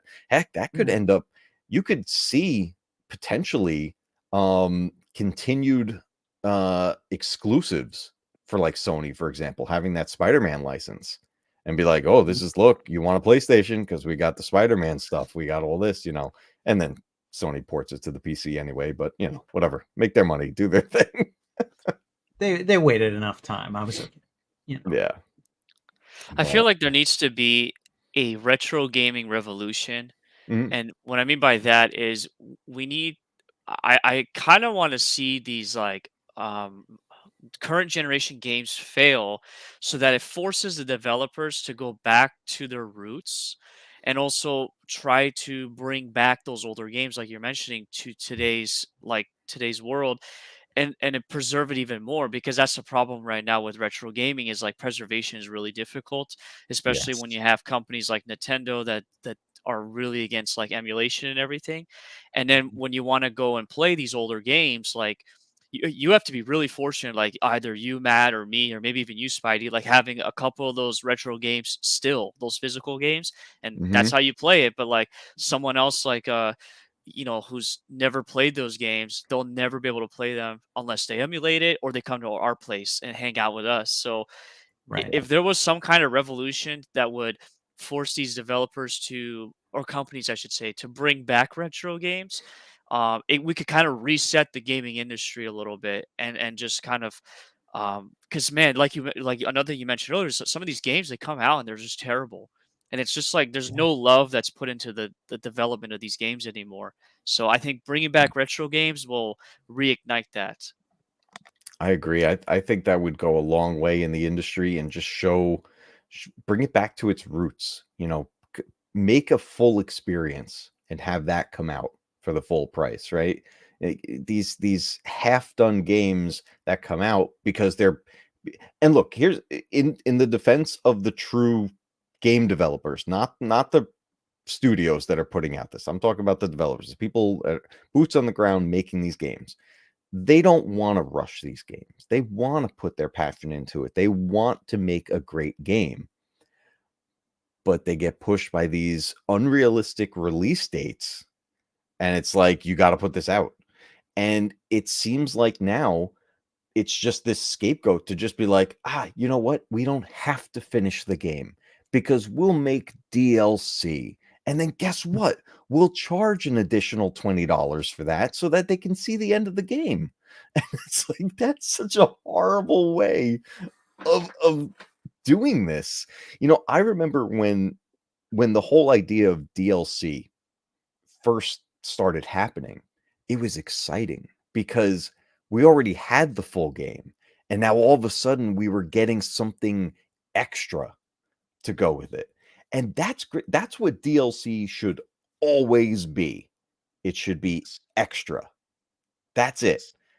But if you need the DLC to finish the game, that's wrong. Like, the biggest, I remember, what game was it? Capcom was a huge culprit of this, where I guess whoever does all this, like, data mining and all this stuff and digging into the codes of the games, right?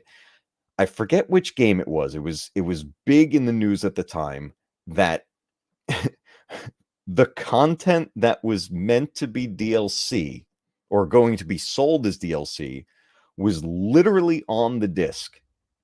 It was there in the game that you purchased and held in your hand, but it was behind a paywall. And people much smarter than me dug into these games and found it. And it was like, here's the rest of the game. It's right here. But we can't access it for some reason. And then it came out as paid DLC and it's like $20 more, whatever. And then you get this, but it's like, I already have it. I'm holding it in my hand. Yeah. That's insane. Mhm.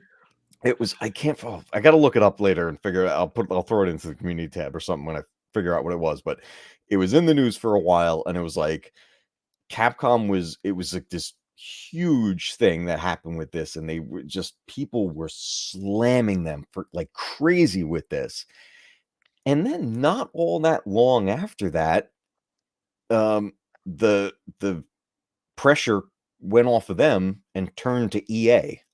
Because then EA was, let's get all the loot boxes, let's get all the DLC for everything, and they went all in on kind of the mobile gaming style, but putting it on consoles and PC. Right. The pay to get whatever you want, and yeah, look, Daniel, you're right. Like, that's straight up ransom. Like, it's just, they held gamers hostage. It's like, we already got your money. You gave us the $60 or whatever it was. And oh man, that's a crime. In all honesty, it's like, but I'm sure they never made that mistake again of putting it in the physical media like that. But and that's another thing too, is like, like you were saying, Angry Canadian, like when you're, when you can't get your hands on these games, especially the older ones, people turn to different ways of trying to get them, whether it's emulation or pirating the game somehow or whatever it is, because in all honesty, people are left with almost no choice at that point. The market for retro gaming exploded for a while, and some stuff was really overpriced for a very long time. It's come down, not nearly as low as it once was, but it's not as extreme as it got. So that's why I recommend to people, in like your hometowns and your nearby neighboring towns, always look into like mom and pop style shops, retro gaming shops. That's where you're good. Don't go to the GameStops and the big box, dealers and stuff like that. That's where you're just going to get overcharged for everything. But when you find like a mom and pop shop and stuff, you're going to get stuff reasonably priced, and you're going to find some real hidden gems as well. Because at the end of the day, they're gamers just like you. And they're like, this is like their collection that they're, sharing with the world. Not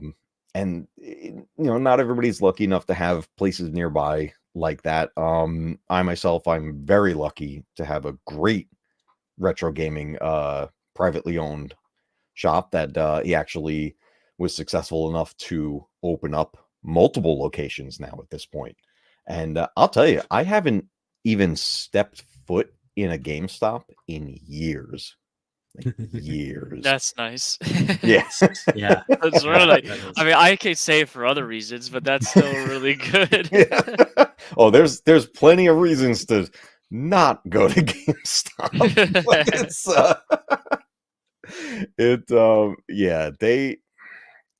I remember back in the early days of GameStop, they did retro gaming. They had the trade-ins for it and stuff like that. Right. But they They steer away also with it. sold it on their website too. I remember buying a couple of GameCube games on their website because they Mhm. had them for reasonable prices.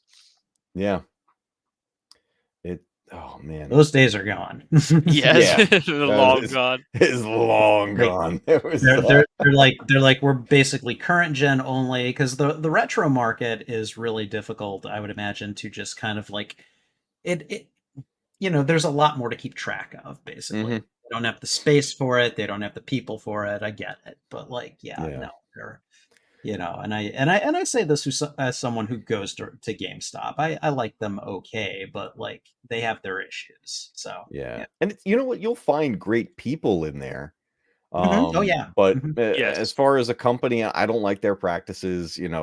I've heard some terrible stories from current and former employees there, how Oh, they're yes. treated, which is just awful. It's because I remember going to GameStops on like midnight releases, and it's an experience. It was an experience, and you had this whole amazing community of gamers like there for common cause, and like it just was great, and it was a lot of fun.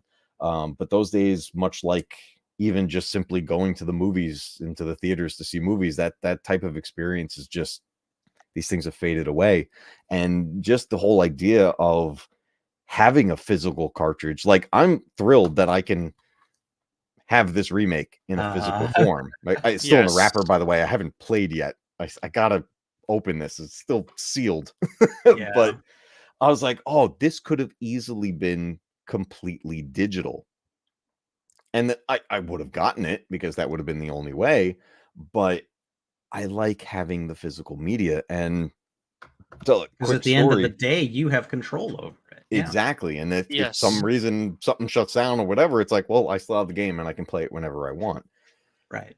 Yeah, as long as I have electricity in the house and a Mhm. TV, I can play it anytime, anywhere. Exactly.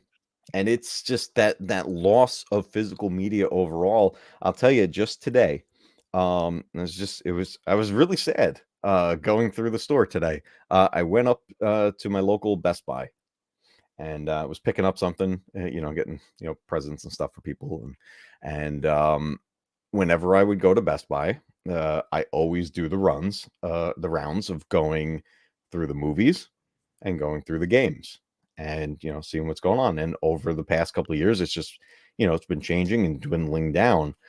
I walked in there today, and the first thing I noticed, because I always go in, I would look over, I'm like, that's where I'm going. The shelves were gone. The aisles were gone. Like, oh no, what happened? And I go over to where the movies would be, and they were two shelves with just Blu-rays just scattered there was no rhyme or reason to it. They were just kind of everywhere. I'm like, oh, this is really sad. Like, this is awful. No more bin where you'd find like the bargain bin, like, oh, $5 Right. DVD, whatever. Yeah. I always loved that. I would pick up tons of stuff that way.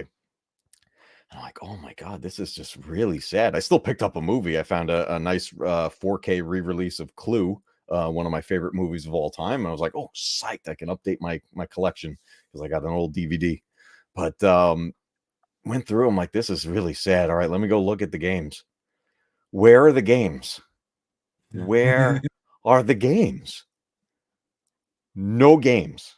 Oh. What we Wow. had was an end cap with go see a, they call them the blue shirts. Go see a blue shirt. And they ask for the game. But there's no games to look at. Like, what if I just want to shop? Like, pick it up and look at the screenshots on the back of the thing. Like, oh yeah, I want this game. No. Go in within mind the game you want and go ask somebody for it. And then they'll get it Wow. from the back. Sucks to be you if you want to browse, Yeah, there's no more I was like, this was by far the saddest trip I've taken to Best Buy in a long time. Like, damn it, I can't go here anymore for this. Like, it's all on the website, that's all well and good. But I like being able to browse and take a look and see what's going on.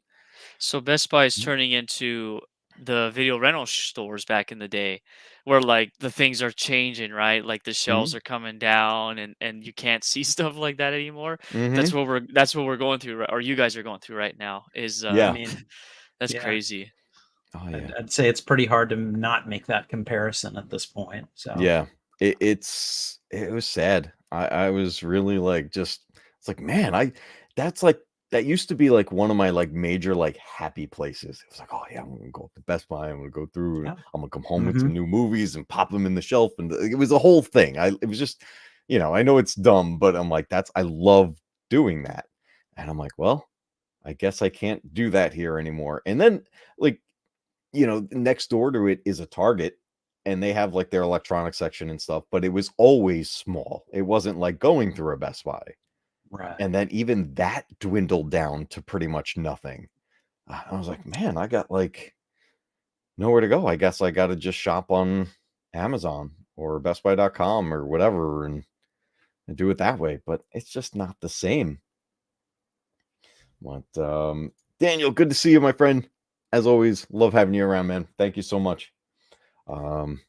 Yeah, absolutely crazy the way this has all changed. But I like what you were saying, Angry Canadian, that the idea of like this retro gaming revolution to kind of reinvigorate the industry and bring things back, get that core feeling of what we once had and bring that to a new generation. If they can accomplish that, because these companies like have the competition, that's always good. There's nothing wrong with having competition. It brings the best out in everybody.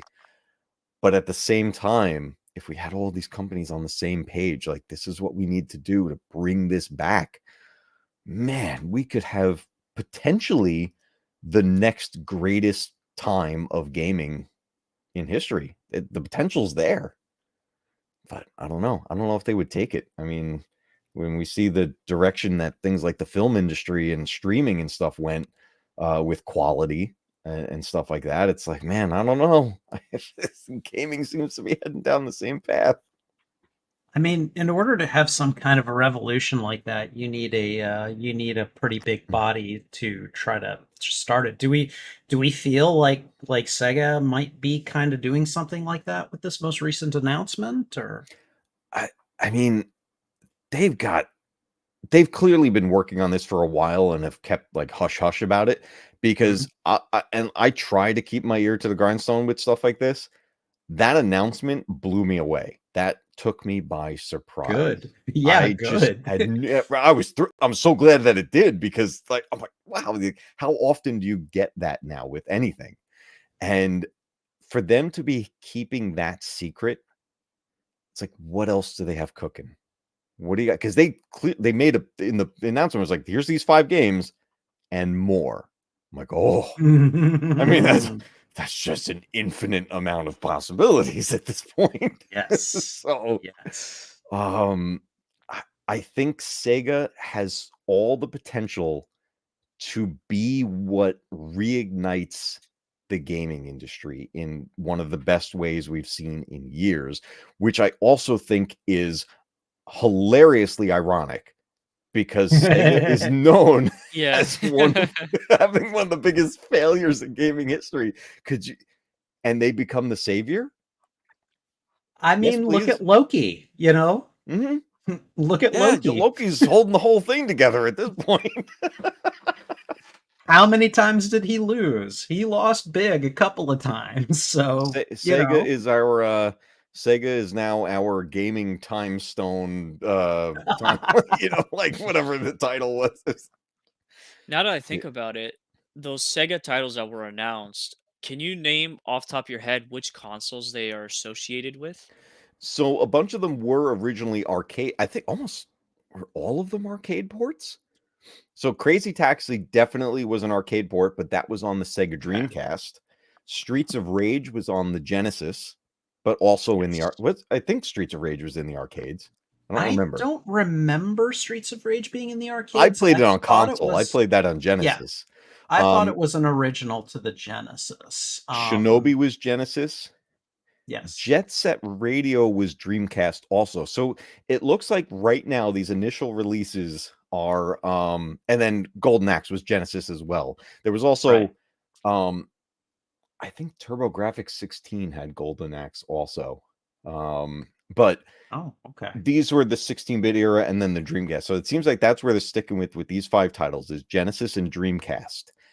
But the fact that they did 2 generations that far apart from each other, you have everything in the middle. So we could get some Sega Saturn releases. We could get 32X. We can get Sega CD. Sega Master System. That was their 8-bit console, which is one of the Sega systems that a lot of people overlooked because of the power of Nintendo at the time and everything like that. And then it's also one of those consoles that gamers today don't even know exists. But the Sega Master System was really cool. So there's just so much potential because the other thing was Sega was one of the leading studios and developers for arcade games. Most Sega games at the time early on were in the arcades. You could go to an arcade and Sega was plastered on the panels of all these stand-up machines. Right. Yeah, no, they were. So they have that entire market to work with. I mean, there's so much potential here. And I'm just as excited as I am, I would say I'm equally nervous because as easily as this could be an amazing success, it could just as easily be a tremendous failure. And Sega has the track record of making poor decisions at times. I think they've learned from their mistakes. So, yeah. I'm not saying there's no risk here. I am saying though that you fail enough, you hopefully learn a few things. You know. Yeah. Well, the reason why I bring that up originally was because you mentioned 2 Dreamcast titles. It would be awesome, and it might be a stretch, but if they could break the internet if they announced a Sonic Adventure remaster. Oh, dude. From the Dreamcast, because I mean we have all these Mario remasters, and granted they're not 3D, but we did have the 3D All Stars, which you can consider it somewhat of a remaster. So if Sega did that with Sonic, that could reignite some of the console war stuff as well, and you can bring a game, a decent game from the Dreamcast to modern specs or whatever, and that could probably sell really well. And on all platforms too, on many different platforms. Oh yeah, I mean that they could totally do that. I don't know if you played it. Did you play Sonic Frontiers? Oh, I love that game. Yes, I haven't beaten it, but I haven't beat it yet either. But it's so good.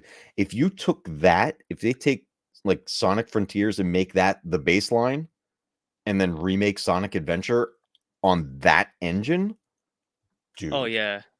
it would be so good. Frontiers my God. Frontiers feels like it should have been Sonic Adventure 3 because of Mm. just how well the gameplay is, how it mimics pretty similar to Adventure 1 and 2.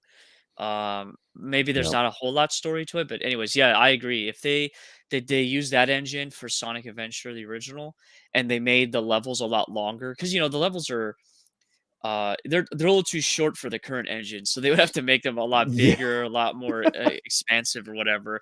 That would be sick, and I think people would lose their minds because a lot of people have good nostalgia memories for that game specifically, and that would just Mhm. help Sega out too. It would show Yeah. that people care about like those games.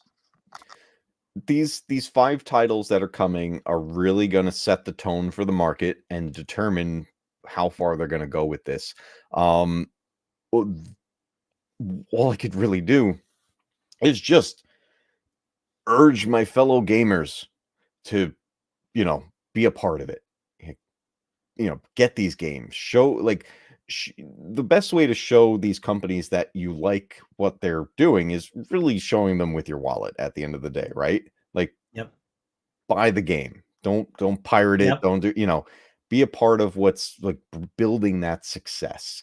And as these come out, those are definitely going to be something that I'm going to cover here on the channel. It falls right into, my wheelhouse with this stuff, retro remasters and remakes. This is, and these are true remakes coming out that they could, like you were saying, they could break the internet if they do this right. And then we get further announcements because they already have something ready to go. They just didn't let the secret out yet. So we got 5. What else do they already have going on here? Are we going to get another 5 announced, or will this just be like a new game every year? Or what they could, if they were to run solely through their first party catalog, Sega could release new games for the foreseeable future for quite a few years and have anything else they want cooking in the background. I don't think we'll ever see them do another console, but man, I just it blows my mind just thinking of the possibilities of what this could lead to. And I hope it's successful. I don't want to go through that disappointment. I don't want this to fail. I've had that feeling of disappointment with so many things that I love from when I was growing up and that are handled now when it comes to movies and TV shows and things like that. I'm like, just let the games be pure. Let them be awesome. These truly interactive experiences don't fall in the way of all of our favorite other franchises in film and stuff like that. Let's just I don't know. I don't know how to motivate these studios to keep being great, but they got to do it somehow. I mean, you can't get Cobra Kai every time, That That's was true. lightning That in a is very bottle. true. It's like, here's how you do something right. Yes. It's Yes. just like, oh man. Speaking of that, and before we wrap up, we're coming up on time, but before we wrap up, speaking of nostalgia and doing things right and handling things, did you hear about the upcoming Karate Kid project? The new film. I think I know. I I think I know what you're talking about. So Yeah. they announced that the next film is going to bring Ralph Macchio together with Jackie Chan, which means the once Karate Kid remake is no longer a remake. It's just another story in that world that happened. And now they're going to come together. And man, if those actors are cast in their presumably the same roles as they had before, yes, that's true. So it's because I just I say mean, that you never know what crazy things studios will come up with. These things could it could fall apart real quick, but if handled right, if they put the same care into this as they did with Cobra Kai, as far as I understand, I could be completely wrong with this, but as far as I understand, the Cobra Kai creators are involved with this. Oh, okay. Well, then So then that We're in good settles it. hands. Yeah, Right? it's fine. We're good. Yeah, so if Yeah. it's in good hands like that, I think we're golden. I think we're gonna get something really special. But that's the thing, is like that's when you get people that truly care about these IPs and care about what they're doing, whether it's a movie, a show, a video game, that comes through. When it's all about just put something out for the sake of putting something out, or maintaining a copyright on something, or maintaining whatever, we know how that goes, and Yeah. it shows. That comes out too. Yeah. Yeah, those come out too, and you see it, or it's like, oh, that was just the keep the rights. That was what that movie was, But I don't know. We got some good stuff coming. I am psyched for the future of retro gaming, which is the weirdest thing to say, but I am very, very happy with it. I know that retro gaming isn't for everyone. I get it. A lot of people don't have the patience for some of these old games. But I'm gonna keep it alive as much as I can. I'll go around the panel here before we wrap up, but I'll say one of the things I got coming up as far as retro gaming collections. I'm going to be putting out a video very soon. It's not going to be a live stream. It's going to be a pre-recorded video about the recently released Jurassic Park collections game. Okay. With the 8-bit and 16-bit games. I have my thoughts on this one, Looking both forward to that. positive and negative. But Sounds like it'll be fun. yeah, it's gonna be interesting. I have it all piecing together. I just got to get everything solidified on it. So I got that coming up. But Angry Canadian, what do you got coming up with the channel? What do you got going on? Well, as far as for me specifically, retro gaming, next week I will be continuing my World of Video Game Music series, and I'll be talking about Zelda 1 and 2, specifically the music in Zelda 1 and 2, and I've got two guests that are going to be joining me. Nice. So that should be pretty fun. And my goal is, before that stream happens, I'm gonna beat both of those games because I've never sat down and beaten those games. So Okay. I got a handy dandy physical guidebook for those games. So I'm just gonna sit through and just play it with the guidebook and try to beat them. So it should be pretty fun.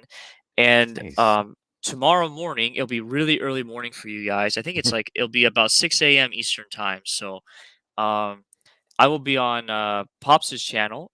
He does like comic books and movies and stuff. Yep. And I will be with my friend Jinja Ninja. He was the guy, the artist that I was working with at the Tokyo Nice. Comic Con. And so we'll be talking about what happened at Tokyo Comic Con, and I'll be sharing some photos or whatever. So that's going to be tomorrow morning at like 6 a.m. So I appreciate you letting me come on and hang out. It's been a Yeah, blast. man. No, that's awesome. And I got what I'm looking forward to is I can't wait to hear your thoughts on Zelda 2. That happens to Yes. be it's an infamous title in that franchise, and also happens to be my favorite one in the franchise. So I'm very curious. I'm part of a minority when it comes to that, but it's I'm really curious. So if you end up sharing your thoughts on it, I look forward to that. That's cool. Spidey, what do you got going on, dude, outside of getting addicted to Fortnite? Well, before I do that, two things. First of all, regarding Zelda 2, not my favorite Zelda, but I do remember it fondly. I did like the side scrolling and everything, so I thought that was I'm probably in the minority too in terms of I like that game. I know a lot of people don't, but whatever. So, and then the other thing, you'd mentioned the Jurassic Park games earlier. I have not seen any of the Jurassic Park movies, which I know causes. Yep, that's what. Oh no, That's that the reaction hurts. that I That get from hurts. so many people. Yeah. Oh my god. They were, I mean, I was growing up when they came out, so I have no excuse. But that's why I've been going through on my channel. Like, that is a thing I've been doing on my channel lately. I've been going through the IMDb like top like movie genres and basically making lists. And I've been doing this on a live stream. I've been making lists of movies that I haven't seen, because I am thinking about introducing reaction content to my main channel. So you guys might start seeing like I did a reaction to Amazing Spider-Man, and I need to edit it and then put out the shortened version on my channel, and that'll also be a plug for my Spidey Librarian Patreon. So Nice. but like I'm thinking of just doing that for other movies too, and I've seen a lot, but there's also a lot that I haven't seen, like Jurassic Park, which got the greatest reactions from you guys. So. But the reason I brought up Jurassic Park is because I wanted to ask you, like, I'm familiar with a lot of the tropes and scenes from Jurassic Park. Clever Girl is a big one. Yeah. And there's a guy, he does this, I think it's a web comic, Pixie and Brutus, and it's a sweet little cat and then her overprotective dog who is a retired like canine unit animal. Okay. Very sweet. Sometimes he does these comics that are just not about them. And one time he did the raptor and the scientist, and and they just kept trying to kill each other. And so like one would pull the trigger and think that it falls, and then sees that that was just a decoy, and he'd be like, clever girl, and then you'd see the raptor from behind launching a grenade launcher at him, and he'd get away, and then he'd be clever boy. And it was just kind of like this back and forth, like spy versus spy type of them trying to kill each other and each saying clever girl and clever boy. I just wanted to know if either of you were familiar with that comic. I've never seen that, but dude, I've seen it. Yeah, it's funny. I've seen it. Yeah, you should read it. Really good. It's really funny. So when you watch these films, especially the first two, your world's gonna open up because you're gonna suddenly understand so many memes and jokes you've seen and heard. Right, I'll have more context for them. Yeah. So, but as for what else I'm doing on my channel, on Sunday I will be doing the final episode of my Spider-Man podcast, The Webline, for 2023, and I will be basically doing a 2023 Spider-Man kind of year in review. And I've got two guests coming on with me. One of them is Lewis Films. He's a fellow Spider-Man YouTuber. And then Tyler Osby from the podcast Codex History of Video Games is going to come on and talk about it with me. And we're going to talk about our, kind of the big media releases for Spider-Man this year. What were some of the developments from the comics? And then once all that's done, we're going to talk about our hopes for 2024 and what we hope to get from Spider-Man in the coming year. So that's a big thing. Nice. I'm going to go on hiatus for a few weeks after that. And then aside from that, I'm just kind of streaming a lot of Fortnite right now just because I'm ridiculous. Like, I'm just kind of like, this is, I'm having so much fun. Let's play this, I'll get back to playing Spider-Man games eventually and, stuff like that. But for now, at least, I'm just having fun going crazy in Fortnite. So, Nice. Nothing wrong with that. That's what it's about, man. You got to have fun playing these games. And I'm really psyched that you got into it and that we actually get, the chance to play it every once in a while at this point. So that's going to be fun. We'll definitely do some more of those and team up in that. But you need to group up with me and anybody here who wants to friend me, just let me know. But like, you need to group up with me. We need to go on the jam stage together and play songs together. Do this, the rock band style. Yeah, so fun. Yeah, it's awesome. fun stuff. So, and I played the Lego mode too. I love it. The Lego mode's addicting. It's I'm gonna check it out. Addiction. Yeah, it is. Fun. It's fun. All right, guys. Well, I greatly appreciate you guys coming on tonight. I always have a blast talking about all this stuff, and we always end up off in like some sort of a tangent with this stuff, which is fine. That's it makes for great conversation. But absolutely love it, guys. We're gonna wrap up here. We reached time for tonight. So I'm going to pop you guys out here, but anybody in chat, if you haven't checked out their channels, Angry Canadian and Spidey Librarian, go check them out. I just saw the links starting popping up in the chat, so definitely give them some a subscribe, smash those like buttons, leave some nice comments in the comment section. That's the best way to help these channels out, is interacting with the channels. That's the greatest way you can support anybody's channel, is just having some fun with it and participating. So guys, thank you so much for joining me tonight. I really appreciate it. And I will be catching up with you guys real soon. I'm going to pop you guys out and we're going to wrap things up. Thanks, guys. Take care, everyone. All right, everybody. That was a lot of fun. I love doing these discussion streams every once in a while. We're going to get back into the gaming next week, hopefully, as long as my technical issues aren't sticking around here at all.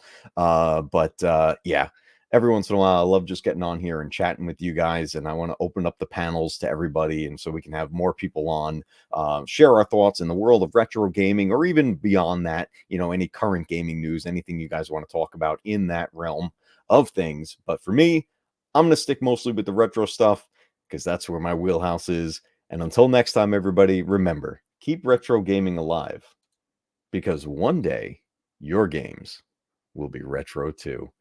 Let's go out with a clip. Have a great night, everybody.